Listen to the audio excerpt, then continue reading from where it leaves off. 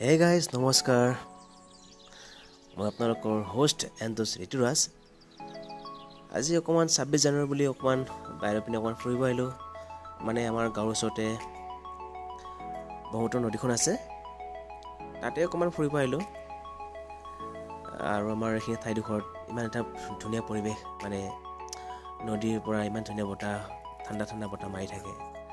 আৰু 26 জানুৱাৰী বুলি মানুহবোৰ আমাৰ এইখিনিতে পিকনিক খাই আছে মোৰ পিছফালে আছে আপোনালোকে চাগে দেখা নাই মানে গীত বাজি আছে আৰু বহুত সিটো পাই আপোনালোকে দেখিছে উমানন্দ মন্দিৰ কি ধুনীয়াকৈ আছে পানী শুকাইছেতো গতিকে আমি অলপ ওচৰলৈকে আহি পালোঁ মানে এইখিনি সময়ত বহুত পানীবোৰ বহুত শুকাই যায় সেইকাৰণে আমি অলপ ওচৰৰ পৰা বহুত নদীৰ পৰা আমি উমানন্দ মন্দিৰখন ওচৰৰ পৰা দেখা পাওঁ কি এটা ধুনীয়া এটা পৰিৱেশ কি নিজম নিস্তব্ধ এটা পৰিৱেশ ভাল লাগে কিবা এটা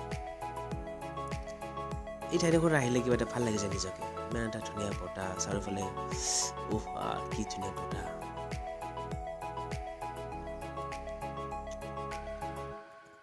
চাৰিওপিনে মানে পানী আৰু পানী কি যে মজা এটা পৰিৱেশ চ' এইখিনি